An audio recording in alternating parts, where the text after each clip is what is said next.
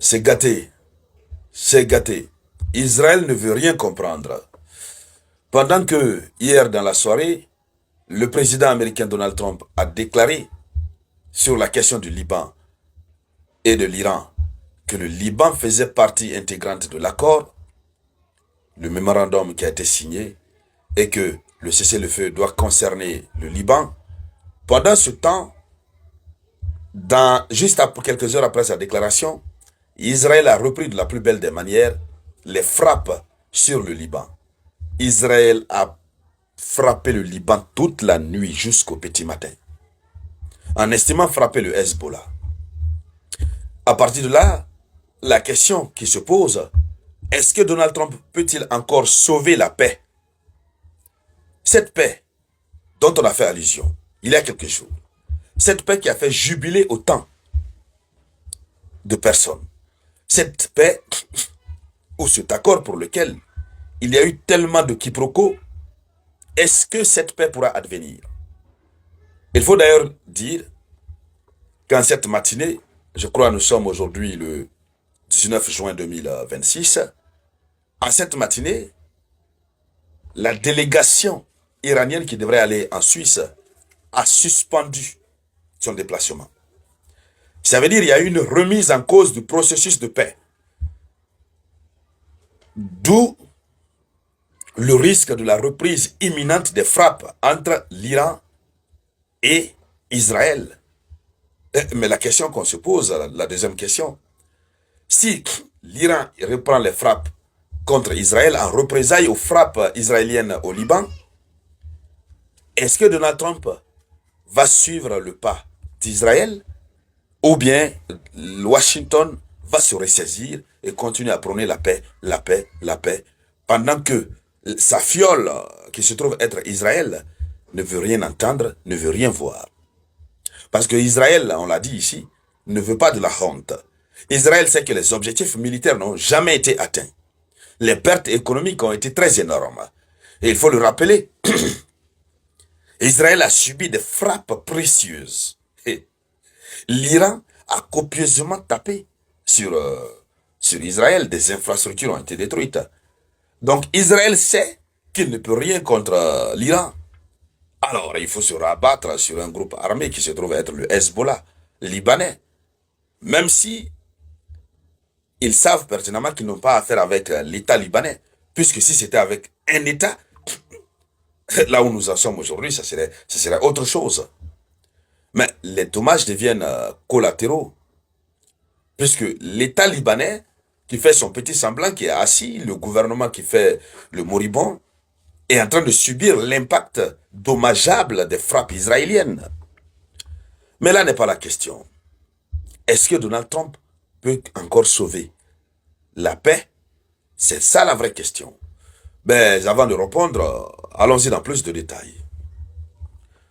Le président Donald Trump affirme que le Liban fait partie des accords conclus dans le cadre du cessez-le-feu régional. Washington dit entendre un arrêt complet des hostilités sur tous les fronts, y compris en Israël, le Hezbollah et le Liban.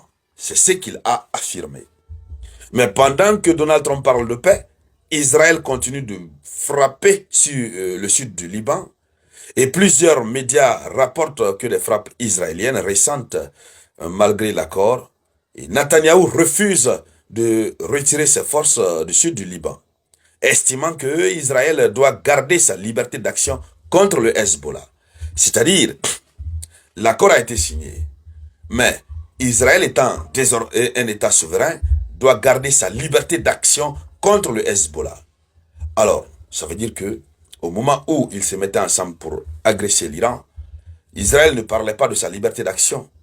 Et lorsqu'un État parle de sa liberté d'action, cet État veut parler de sa souveraineté, à prendre des initiatives belliqueuses tout comme des initiatives de paix. Donc, la divergence est en train de se faire ressentir. Les deux alliés ne sont plus en train de se comprendre. Ils ne sont plus sur la même longueur d'onde. Voici ce qui complique la situation. Il faut dire que la contradiction est donc brutale. Une contradiction claire et brutale. qui remet en cause le processus de paix. Alors, Washington annonce un cessez-le-feu complet et régional, mais Israël agit comme si le front libanais restait ouvert. Donc deux questions se posent finalement. Pourquoi le Liban est devenu le point le plus dangereux de l'accord? On l'a dit ici. Le Liban, la question libanaise est devenue le point le plus dangereux. Pourquoi? Parce que pour l'Iran, il ne peut pas y avoir de paix sérieuse si Israël continue de frapper le Liban. Et c'est de bon droit. C'est d'ailleurs un énorme, comment je vais dire, c'est une véritable action de reconnaissance vis-à-vis des efforts militaires libanaises. L'Iran se doit d'être reconnaissant vis-à-vis du Hezbollah libanais. Puisque le Hezbollah n'est pas tombé dans ce conflit par un hasard ou un gré, une volonté sinistre de vouloir juste faire la guerre. Le Liban, le Hezbollah libanais, allié principal de l'Iran dans la région, s'est retrouvé dans l'obligation de respecter le pacte qui le lie à l'Iran. Et c'est pourquoi le Hezbollah s'est invité dans la danse. On ne peut donc pas extirper le Liban de l'accord, considérer le Liban comme étant une zone qui n'a rien à foutre avec le champ global du conflit, et continuer à labourer le Liban. Mais si, bien sûr, l'Iran l'accepte, ce serait de mauvaise foi. Alors, donc, l'Iran considère que le front libanais fait partie de l'équilibre régional global. Et parce que Israël refuse de lâcher le Hezbollah, c'est pourquoi le Liban est devenu le point le plus dangereux de l'accord. Et si ce point n'est pas résolu, il n'y aura pas de paix en Iran. Ni Donald Trump, ni Massoud Pezeshkian, c'est-à-dire ni Washington, ni l'Iran, aucun de ces pays n'aura la paix. Alors, en dernier ressort, la question qu'on se pose, qui est donc à l'origine de la perturbation de la paix?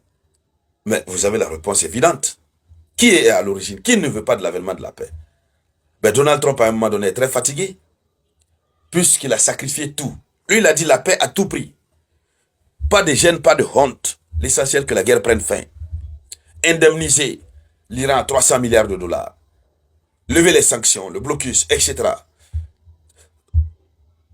Reconnaître que l'Iran peut utiliser son nucléaire, du moins ses capacités balistiques et militaires, que l'Iran a le droit de se défendre. Mais pendant ce temps, sa fiole continue de devenir une épine dorsale dans la moelle épinière de Washington, de la stratégie du Pentagone. Il faut donc dire, en dernier ressort, est-ce que Trump peut contrôler, il a réellement le contrôle d'Israël? Voici la question qui se pose, dont les heures à venir vont nous donner les réponses. Alors, dames et messieurs, c'était ça, bien sûr, la une de l'actualité internationale. Je vous reviens tout à l'heure avec, bien sûr, de nouvelles actualités.